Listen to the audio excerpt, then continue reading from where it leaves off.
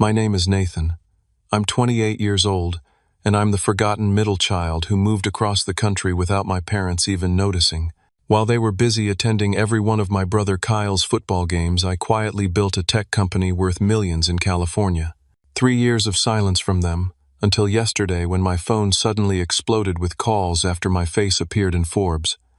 If you've ever felt invisible in your own family, I think you'll relate to what happened next.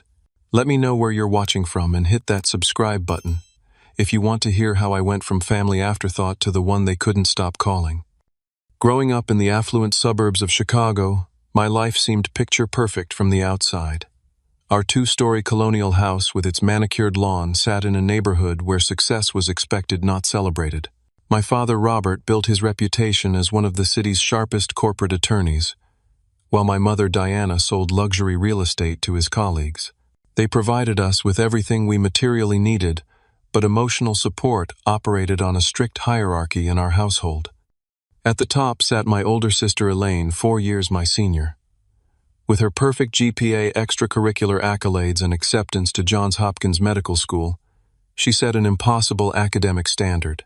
Even now, at 32, her framed medical degree hangs prominently in our parents' living room, a constant reminder of the golden path I failed to follow. Then came me, the middle child, average in nearly every measurable way, according to my parents. I earned B's with occasional A's, played saxophone in band rather than a real sport, and spent most of my free time tinkering with computers in my room. Nothing exceptional, at least not in their eyes. At the bottom of the age hierarchy, but somehow at the top of my parents' priority list, was Kyle, my younger brother by 4 years. From the moment he showed athletic promise in elementary school, he became the family's shining star.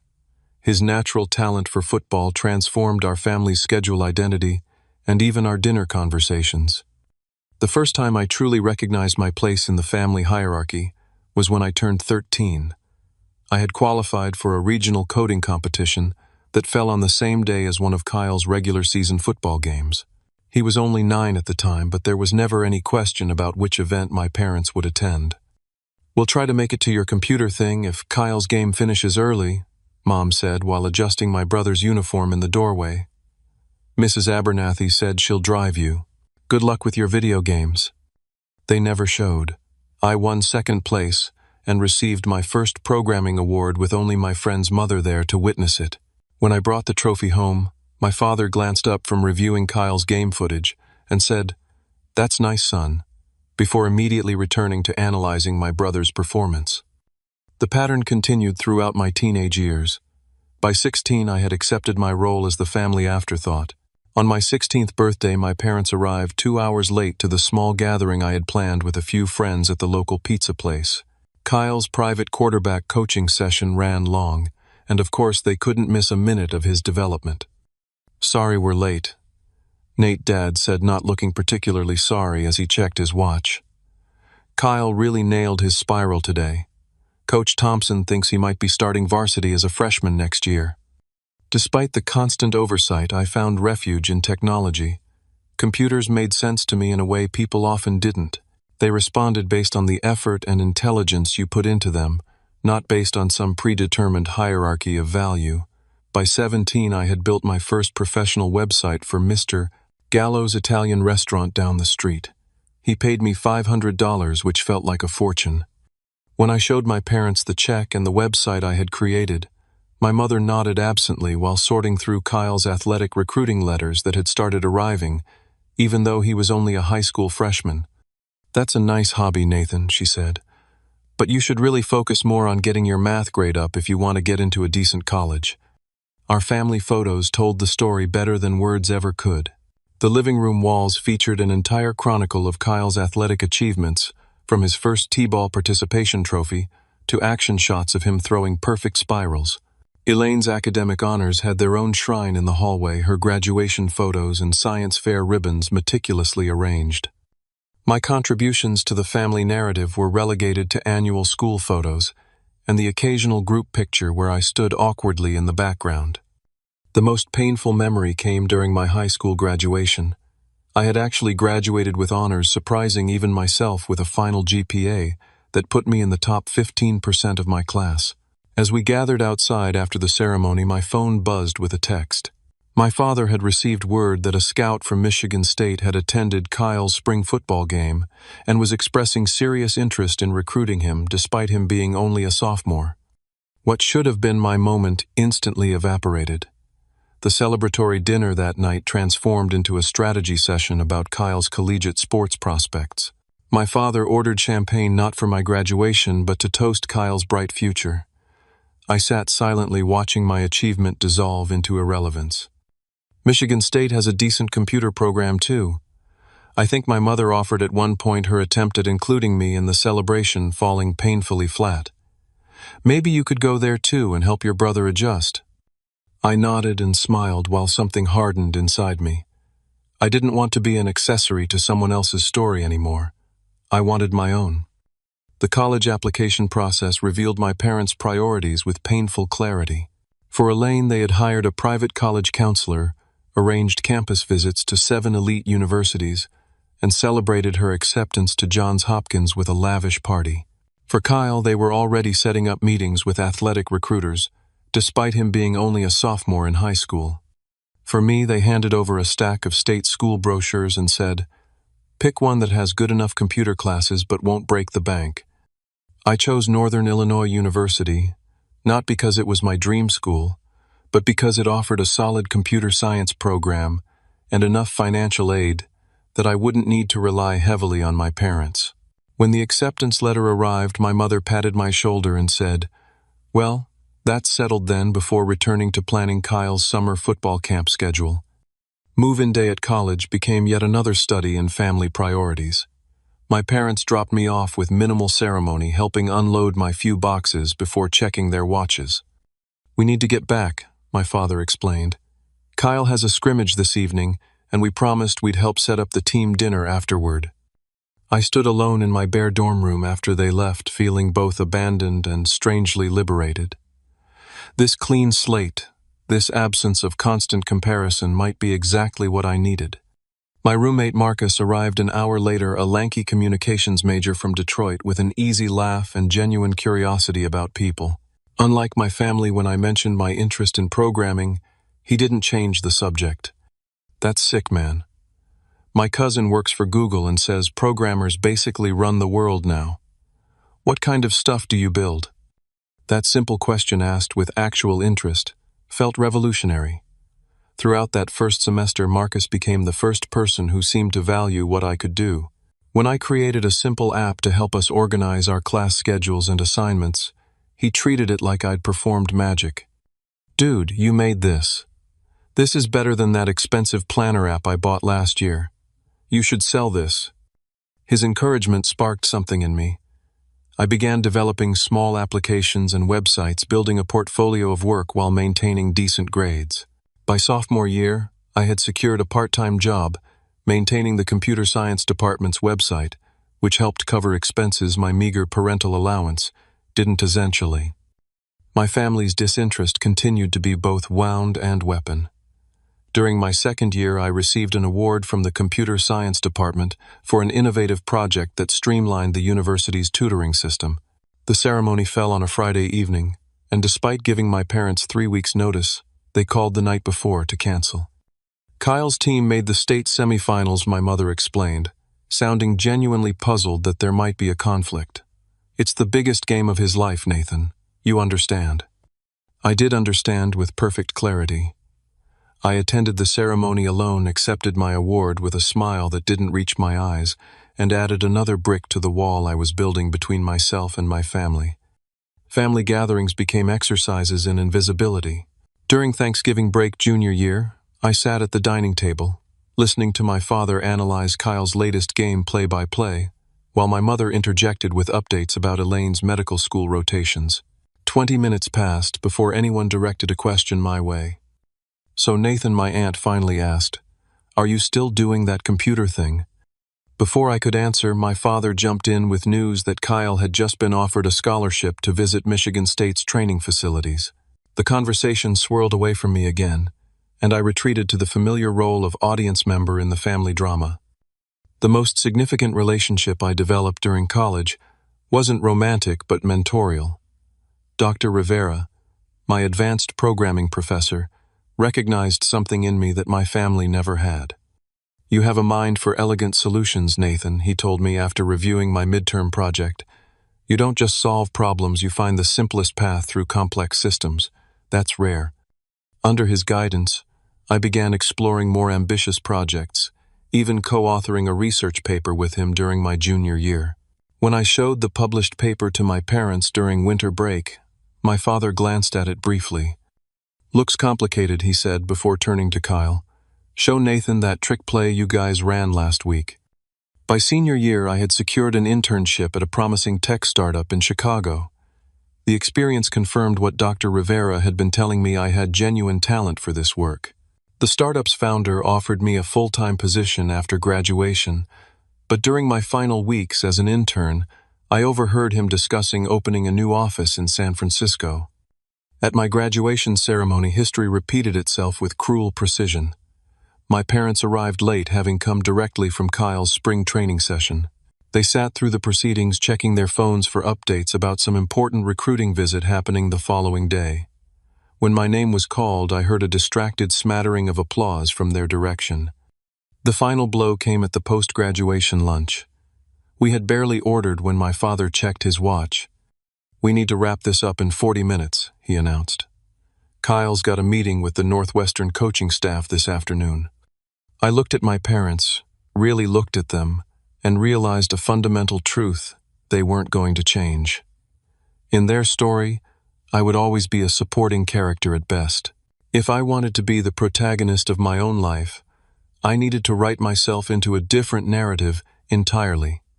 When the startup founder mentioned the San Francisco office again during my final week, I approached him after the meeting.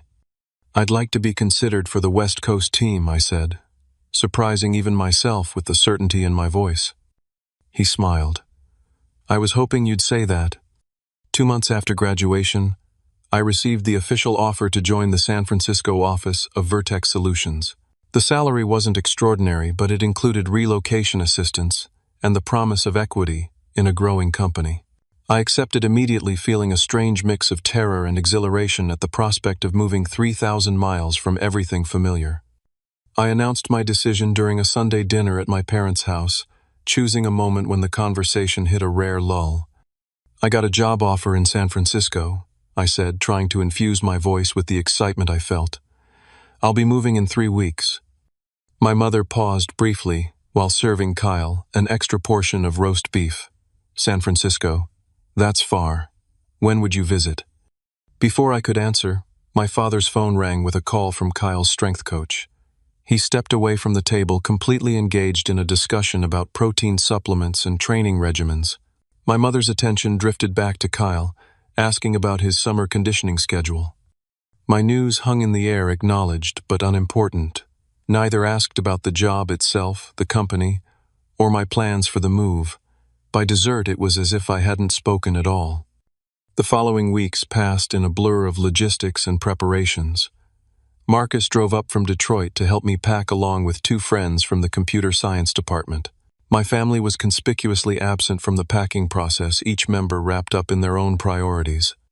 "Your dad and I are taking Kyle to visit summer training camps this weekend," my mother explained when I mentioned needing help loading the moving truck. "Maybe ask one of your friends." The night before my departure, I sat alone in my childhood bedroom, now stripped of posters and belongings. I had hoped, perhaps foolishly, for some acknowledgement of the significance of my leaving, some indication that my absence would be felt. None came. The next morning, I loaded the last of my possessions into my car. My mother rushed past on her way to a showing, calling out, "Drive safe, honey. Text when you get there," before disappearing into her SUV. My father and Kyle had already left for an early morning training session. Standing in the driveway of the house where I had grown up, I felt strangely weightless. The tether of family expectation that had always held me in place, always a little too tight, had been severed not by me but by their indifference. I got into my car and drove away without looking back. The cross-country drive gave me time to process the reality of my situation. By the time I reached Colorado, I had stopped checking my phone for messages from my parents. By Utah, I had stopped expecting them to call. By Nevada, I had stopped caring if they did. San Francisco greeted me with fog and possibility. My new apartment was actually a room in a shared house in the Sunset District, small but affordable with the salary Vertex was offering. I spent that first night on an air mattress listening to the unfamiliar sounds of the city, feeling terrified and more alive than I had in years. The adjustment period was brutal. The pace of work at the San Francisco office made the Chicago branch seem leisurely by comparison. The cost of living shocked me despite my research. The city itself was a maze of microclimates and unwritten social rules that I blundered through daily. But slowly I began to find my footing. Two coworkers, Alex and Jasmine, took me under their wing, inviting me to lunch and then to weekend outings. Alex was a brilliant back-end developer from Seattle, with a dry wit and encyclopedic knowledge of obscure bands.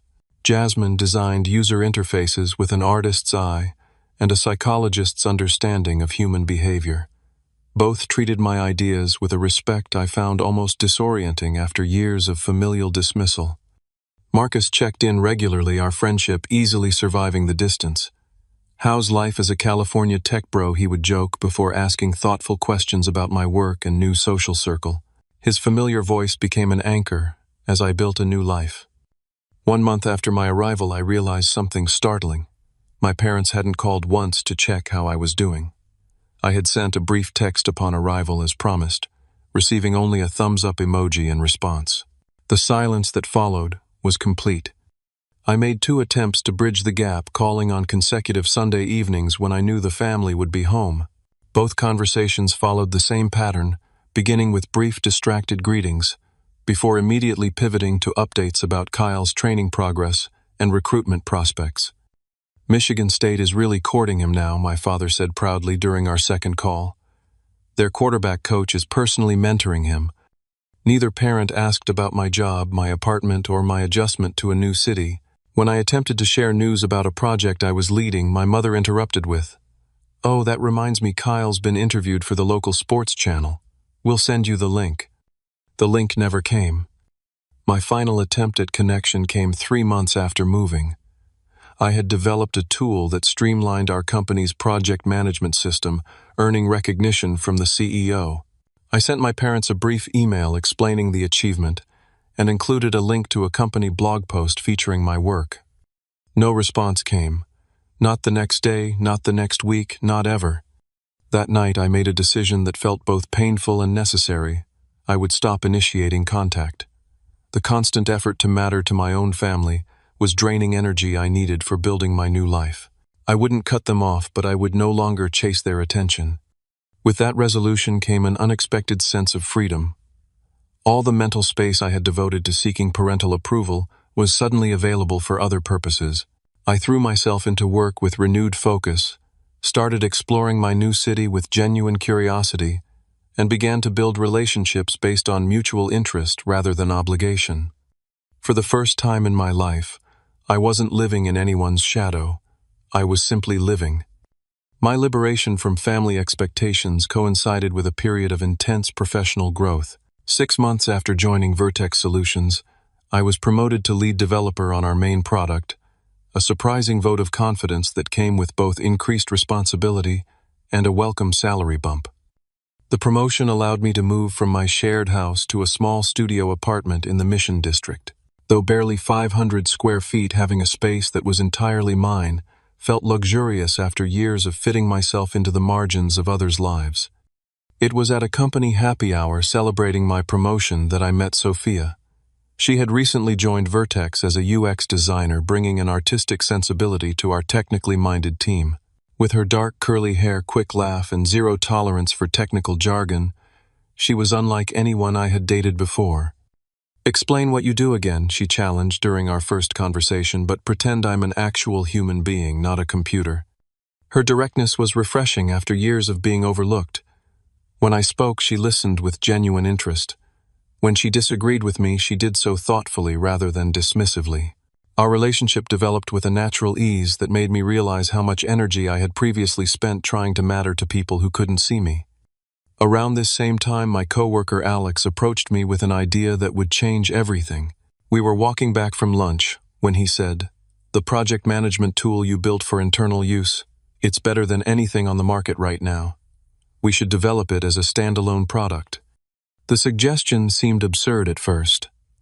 I had created the tool to solve specific problems within our company, not as a commercial product. But Alex persisted, outlining a vision where we could address a significant gap in the market for mid-sized companies that needed robust project management without enterprise complexity. "We could do this ourselves," he said one evening as we sketched possibilities on napkins at a local bar. "Start something from scratch." The idea took root in my imagination. For weeks, Alex and I met after work hours, refining the concept, identifying our target market, and mapping out development needs. The more we discussed it, the more viable it seemed. 3 months later, we made the leap. I withdrew my modest savings, Alex convinced his parents to loan him startup capital, and we both resigned from Vertex to found Clarity Systems, operating initially from my tiny apartment. The first year was brutally difficult. We worked 18-hour days, surviving on ramen and coffee, our social lives evaporating under the pressure of building something from nothing. Sophia supported my decision but struggled with the reality of dating someone who was essentially married to a startup. We fought, made up, then fought again in a cycle that tested both our patience and commitment. Our finances stretched dangerously thin as we refined the product. I sold my car, moved to an even smaller apartment in a less desirable neighborhood, and took on freelance coding jobs at night to keep us afloat. The stress manifested physically in weight loss, insomnia, and a constant low-grade anxiety that became my normal state of being. Just as our runway was about to expire, we caught our first break. A small venture capitalist attending a local tech meetup saw our demonstration and expressed interest. The initial investment was modest by Silicon Valley standards, but it allowed us to rent proper office space, hire 3 employees, and finally pay ourselves a subsistence salary. With proper resources, development accelerated. We launched our beta product to a small group of test companies, iterating rapidly based on their feedback. The response was cautiously positive, with users particularly praising the intuitive interface Sophia had designed after joining as our 3rd team member. The product officially launched 1 year and 2 months after we founded the company. Sales started slowly but steadily, each new client bringing validation and much-needed revenue. By our 2nd year, we had expanded to a team of 15, moved to larger offices, and reached profitability, a rare achievement for such a young startup. Throughout this period of intense growth and change, the silence from my family remained absolute. I sent Christmas cards with brief updates about my life and received nothing in return. I emailed occasional photos of San Francisco with no response. I even sent a company-branded sweatshirt to Kyle when he finally committed to Michigan State, but never heard if he received it. The 2-year anniversary of my move to California arrived with no acknowledgement from my parents. That evening, Sophia and I walked along the Embarcadero, watching the sunset paint the bay in shades of orange and pink. "Do you ever think about calling them?" she asked, her hand warm in mine. "Sometimes," I admitted, but then I remember that the phone works both ways. She nodded, understanding the weight of unsaid words. "You know it's okay to grieve the relationship you wished you had with them." Her gentle permission broke something loose inside me. Standing there with the woman who truly saw me, I allowed myself to feel the full measure of what I had lost, or perhaps had never really had. The following week, at Sophia's encouragement, I began seeing Dr. Miller, a therapist specializing in family estrangement. Our sessions were painful but clarifying as I unpacked decades of seeking validation from people fundamentally unable to provide it. "You've built an impressive life," Dr. Miller observed during one session. "Not to spite them, which would still be giving them power over you, but because it's the life you wanted. That's a significant achievement." As Clarity Systems continued to grow, we began attracting attention from larger players in the industry. A competitor approached us with an acquisition offer that would have set us up comfortably, but the figure felt premature given our trajectory. "We're just getting started," Alex said when we discussed the offer over beer at our regular spot. "This could be much bigger if we hold on longer." I agreed, feeling for perhaps the first time that I deserved the success we were building. The middle child, accustomed to settling for less, was learning to reach for more. Everything changed on an ordinary Tuesday in October, 3 years after I had left Chicago. I was reviewing quarterly projections with our finance team when Sophia burst into the conference room, tablet in hand. "You need to see this," she said, sliding the device across the table. The screen displayed an article from TechCrunch titled, "Startups to Watch How Clarity Systems is Disrupting Project Management." My photo appeared prominently alongside Alex's, both of us looking more serious than I remembered from the photo shoot. "We're going viral in the industry," Sophia explained, barely containing her excitement. "3 other publications have picked up the story, and TechFounder wants an exclusive interview." The article praised our innovative approach and referenced our rapidly growing client base, now including several Fortune 500 companies. Industry analysts quoted in the piece predicted our valuation would triple within 18 months. The publicity triggered a cascade effect. Our user base expanded exponentially as word spread. Our sales team struggled to keep up with demo requests. Venture capitalists who had previously ignored us suddenly found our number, eager to discuss expansion capital. Most significantly, a tech giant whose project management tools we had disrupted reached out through back channels to discuss potential synergies. The euphemism fooled no one. They were testing the waters for acquisition. Initial discussions evolved into serious negotiations over the course of 3 intense months. Their first offer was substantial but clearly undervalued our potential. We countered, they adjusted, and the dance continued until we arrived at a figure that seemed impossible: $68 million, with retention packages for key team members. The night before signing the final papers, I couldn't sleep. I paced my apartment, now a spacious 2-bedroom with views of the city, trying to process the imminent transformation of my life. The middle child, who had never been exceptional, was about to become wealthy beyond his wildest expectations. The signing ceremony itself felt surreal. Surrounded by lawyers, executives, and my core team, I watched as years of work culminated in a simple signature. My portion after taxes and investor payouts would be $22 million, with additional performance bonuses possible over the next 3 years. That evening, we held a celebration dinner at an upscale restaurant overlooking the bay. Sophia squeezed my hand under the table as Alex raised a toast to our journey from my tiny apartment to this moment. The team that had believed in us shared stories, laughed, and planned futures now rich with possibility. I felt a contentment that had nothing to do with the money and everything to do with building something valuable with people who valued me. The news broke publicly the following morning. TechCrunch ran the acquisition story, followed quickly by the Wall Street Journal and Bloomberg. By afternoon, my phone began buzzing with notifications from social media accounts I rarely checked. Former classmates, distant relatives, and long-forgotten acquaintances all suddenly remembered my existence. Among the flood of messages, one name stopped my heart: Diana Bennett, my mother. The call came at 6:42 p.m., just as Sophia and I were discussing dinner plans. I stared at the screen for several rings, my stomach tightening with a familiar anxiety I thought I had outgrown. "Aren't you going to answer it?" Sophia asked. I nodded and pressed accept, putting the phone to my ear. "Hello." "Nathan." My mother's voice sounded exactly the same, warm and slightly distracted. "I've been trying to reach you all day. Your father and I just saw the news about your company. Why didn't you tell us you were doing so well?" The casual tone, as if we had spoken last week instead of 3 years ago, left me momentarily speechless. She continued without noticing my silence. "We always knew you were smart with computers, but this is extraordinary. Your father's golf partner Bill works in venture capital, and he was just raving about some project management software that turns out to be yours. Can you believe it?" I gripped the phone tighter. "Mom, when was the last time we spoke?" A brief pause. "Oh, it hasn't been that long, has it? We've all been so busy. Kyle's been starting as quarterback this season, you know. His coach thinks he could go pro eventually." The conversation continued in this surreal vein, my mother chatting as if bridging a gap of weeks rather than years. She didn't acknowledge my move across the country, the complete lack of communication, or the fact that she was only calling now that my success had become public. As we spoke, I remembered the change of address cards I had sent when I first moved, the holiday greetings that received no response, the email updates that disappeared into silence. I thought of birthdays and Christmases that passed without so much as a text. The next day brought a call from my father, his tone gruffly proud, in a way I had only ever heard him use about Kyle.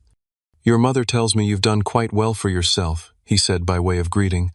"Always knew you had a good head for business." He had never said any such thing.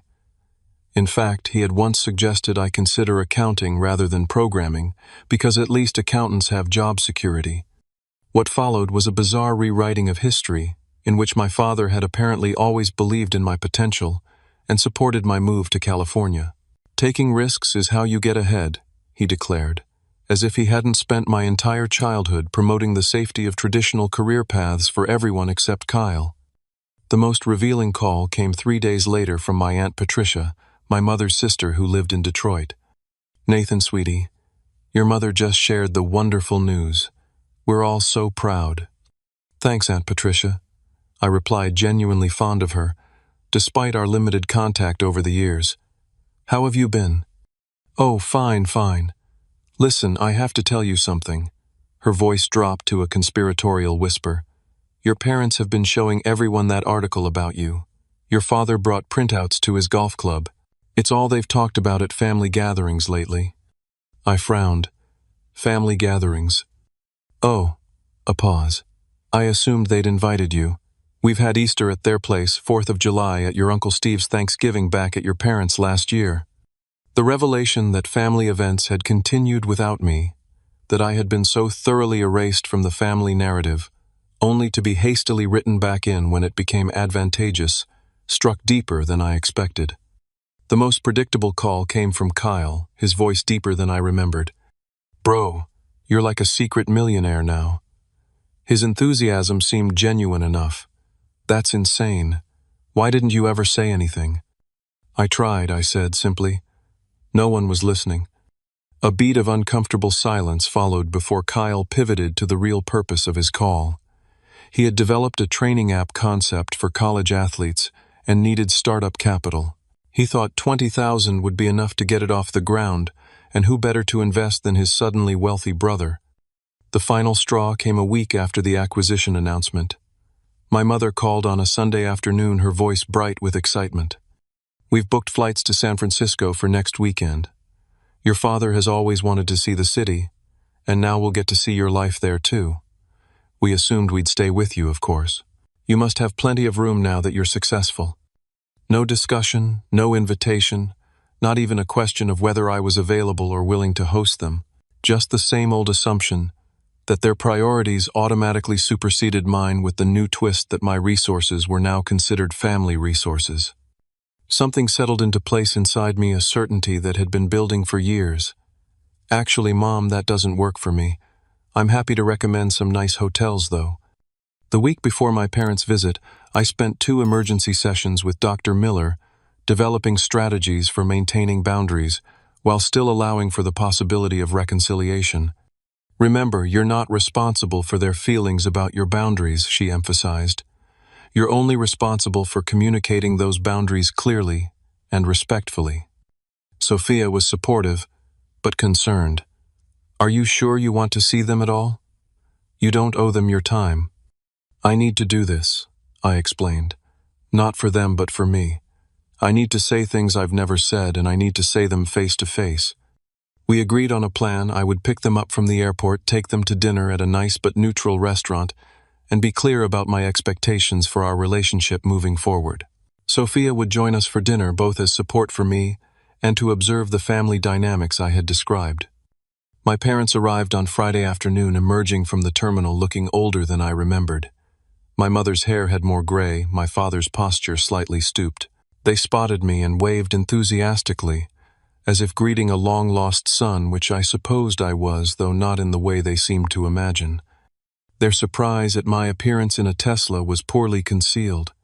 "My goodness, Nathan, is this yours?" my mother asked, running her hand along the sleek exterior. "Company car," I explained, helping them load their luggage. "Part of the acquisition package." "Smart," my father nodded approvingly. "Bet it's a tax write-off, too." The drive to their hotel was filled with one-sided conversation, my parents commenting on the city views, while peppering me with questions about my sudden success.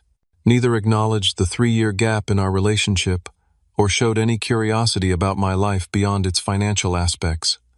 I dropped them at the hotel to rest and change before dinner, using the break to center myself for the evening ahead. Sophia met me at our apartment, her presence a calming anchor. "Remember who you are now," she said, straightening my collar, "not who they made you feel you were." The restaurant I had chosen offered excellent food and private corner tables, perfect for difficult conversations. My parents arrived 20 minutes late, already discussing Kyle's latest game as they approached our table. "He threw for 300 yards," my father was saying before transitioning smoothly into introductions. "You must be Sophia. Nathan's told us so much about you." I hadn't told them anything about her, of course having had no communication with them until the previous week. Sophia's raised eyebrow acknowledged the fiction, but she shook their hands graciously. The first half hour of dinner followed a surreal script where my parents pretended we had an ongoing relationship while simultaneously revealing their complete ignorance of my life. They asked Sophia how long we had been dating clearly, having no idea that we had been together for nearly 2 years. They expressed surprise that I had lived in San Francisco so long, though they couldn't say exactly when I had moved.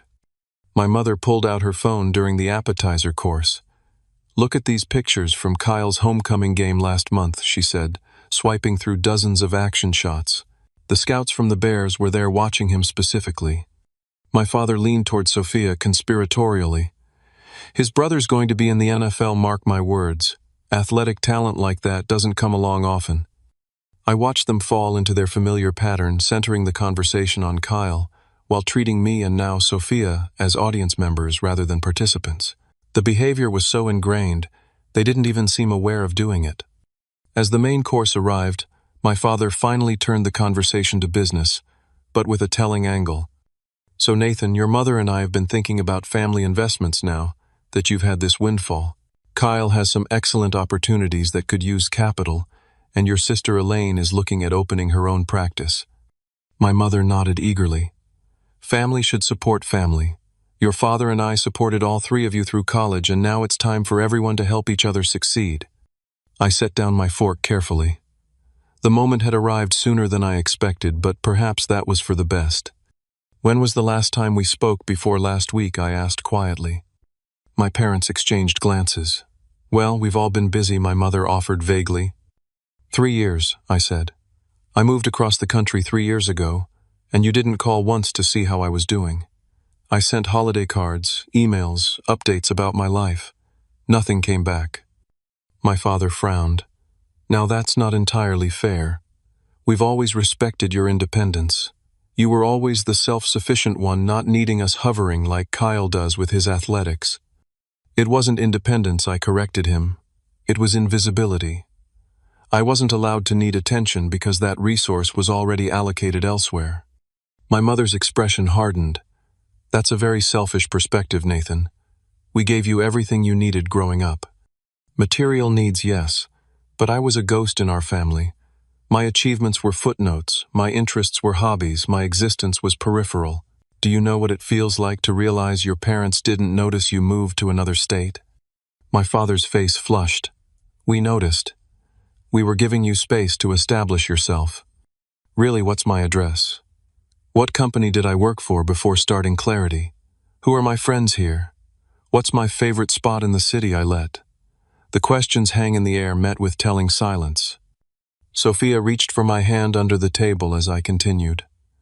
"I built a life here because I had to. I stopped trying to matter to you because it was exhausting and futile.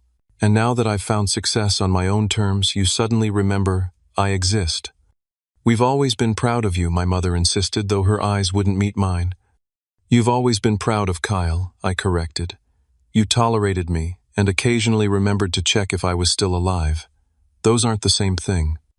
I pulled out my phone and opened a folder of photos I had prepared my college graduation with them, checking their phones in the background.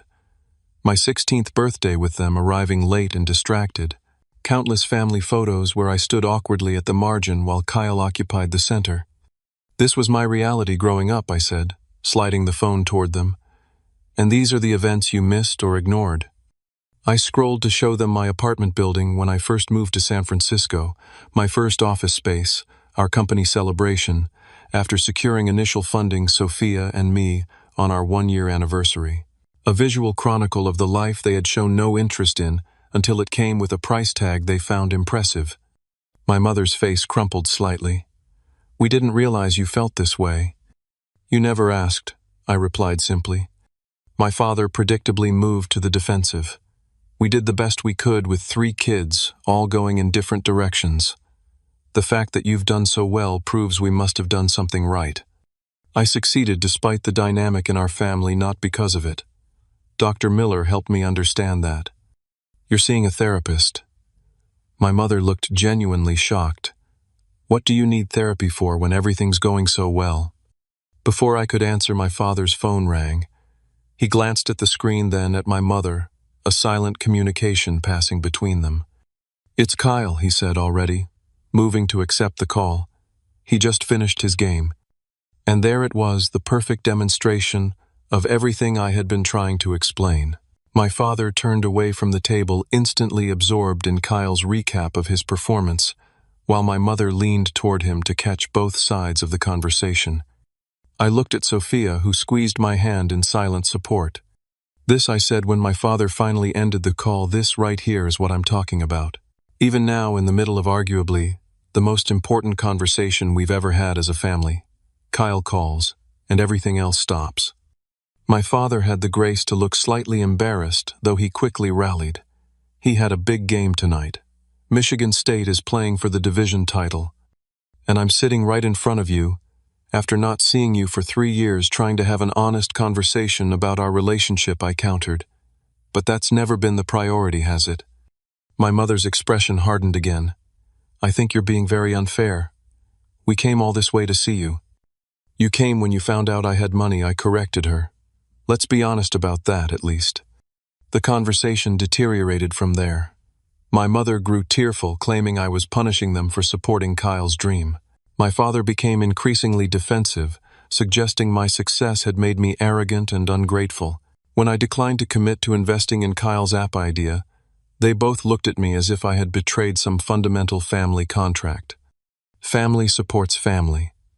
My father repeated his tone, making clear that he only recognized the obligation as flowing in one direction toward Kyle. "I agree," I said calmly. "Which is why I'm willing to try building a real relationship with you both if you're interested in knowing who I actually am rather than who you assumed I was. But that relationship will have healthy boundaries, including financial ones." They left shortly after, my mother sniffling dramatically, while my father settled the bill with visible reluctance now that funding Kyle's venture was off the table. As they departed, I felt a curious lightness, as if speaking my truth had physically unburdened me. Sophia watched them go, then turned to me with a gentle smile. "I'm so proud of you." In that moment, her genuine pride meant more than my parents' approval ever had. The week following our confrontational dinner brought a barrage of texts and calls from my parents. My mother alternated between guilt trips, "After all we've sacrificed for you," and attempts to minimize our conversation. Every family has its ups and downs.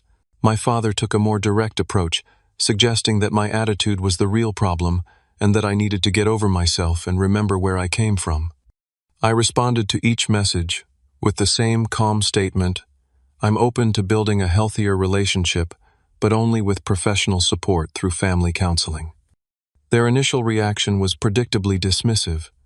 My mother claimed we didn't need strangers interfering in family business, while my father declared therapy a waste of time and money. I held firm, neither arguing nor giving ground. "This is my boundary.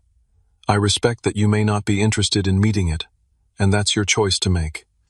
After 10 days of resistance, my mother finally called with a reluctant concession. "Your father and I have discussed it, and if this is what it takes for you to be reasonable about family obligations, we'll try one session with a counselor." I arranged an appointment with a family therapist Dr. Miller had recommended, Dr. Abernathy, who specialized in adult family reconciliation. Our first session was as uncomfortable as I had anticipated, with my parents arriving armed with justifications and my own emotions running closer to the surface than I had expected. Dr. Abernathy skillfully guided the conversation away from accusations toward observations and feelings. When my father started listing all they had provided for me materially, she redirected. Nathan isn't questioning your financial support. He's describing an emotional experience of being overlooked. Can we explore that? The breakthrough came from an unexpected source. Midway through our second session, my brother Kyle joined by video call at my suggestion. I had reached out to him privately explaining my perspective and asking if he would participate. "I know you guys always favored Kyle," he said bluntly to our parents, causing them both to stiffen in denial. I wasn't blind to it. I benefited from it. But it wasn't fair to Nathan, and honestly, it wasn't great for me either. The pressure was intense, and watching how you treated him made me feel guilty for getting so much attention. My parents sat in stunned silence as their golden child confirmed everything I had been trying to tell them. Kyle continued, his voice gaining confidence. "Nathan was building amazing things with computers while I was throwing a ball. But you acted like my games were world events, while his accomplishments barely registered. He deserved better. And now that he's successful, despite that, you're suddenly interested. It's not right." My father attempted to interrupt, but Kyle pressed on. "Dad, you spent more on my football equipment in one season than you did on Nathan's entire college tuition. Mom, you've got a shrine to my sports career in the den, but didn't even frame Nathan's college diploma. I noticed that stuff. Nathan noticed it too." The session ended with my mother in tears and my father uncharacteristically quiet. It wasn't an immediate transformation, but it was the first crack in the wall of denial they had built around their parenting. Over the following months, we continued meeting with Dr. Abernathy, sometimes in person when my parents visited San Francisco, sometimes virtually. Progress came in small, inconsistent increments. There were sessions of genuine insight, followed by relapses into old patterns. There were sincere apologies undermined by subsequent actions that showed old habits die hard. I maintained firm boundaries throughout the process. When my mother attempted to guilt me about missing a family gathering to attend a friend's wedding, I calmly restated my position. I make decisions based on my priorities and commitments, just as you've always done with Kyle's. Events. When my father brought up Kyle's business idea again, I explained my position clearly. I'm happy to review his business plan and offer feedback as someone with startup experience, but any investment would be evaluated on its merits, not family obligation. The most meaningful development came in my relationship with Kyle himself. Free from our parents' comparative framework, we began building a genuine connection as adults. He visited San Francisco during his off-season, and I showed him around the city, introduced him to Sophia and my friends, and shared parts of my life that had been invisible to my family. "I never really knew you," he admitted one evening, as we watched the sunset from Dolores Park. "I was so caught up in my own stuff, and Mom and Dad made everything about my football. I'm sorry I didn't try harder to be a better brother." "We were both stuck in the roles they assigned us," I told him. "But we get to define our relationship now." 6 months after our initial confrontation, we attempted a family dinner again, this time at my parents' hotel with Sophia joining us. The difference was subtle but significant.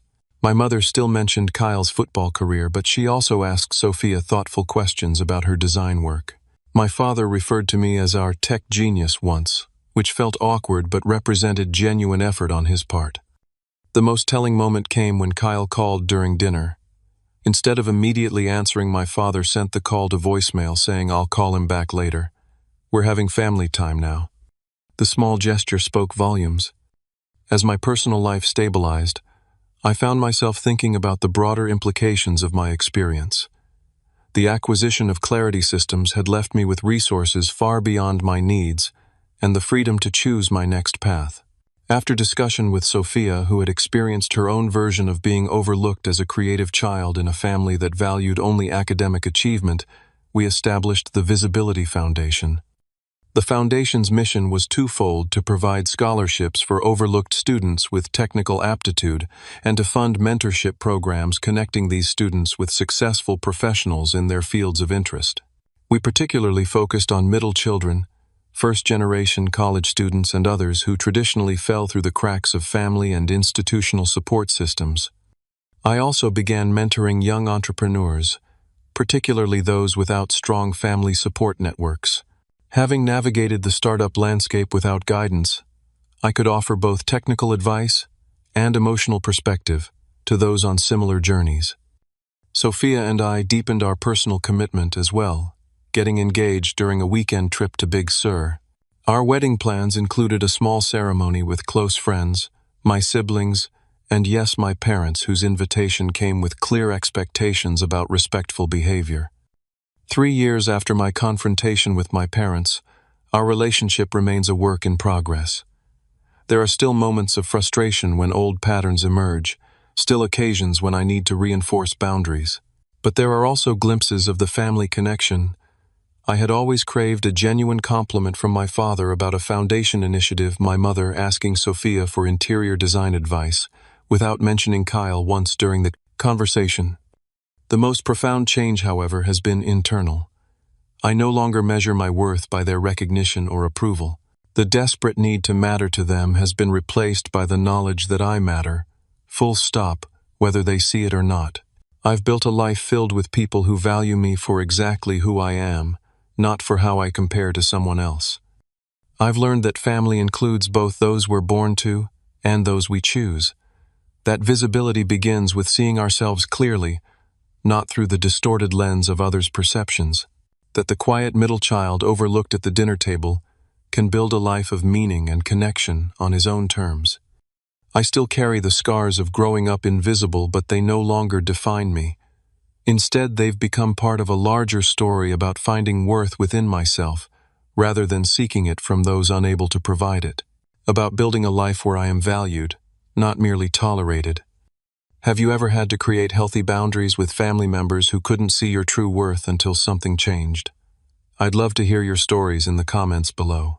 And if this story resonated with you, please hit that like button and subscribe to hear more journeys of personal growth. Remember, sometimes, the greatest success isn't measured by your bank account, but by your ability to stand in your truth.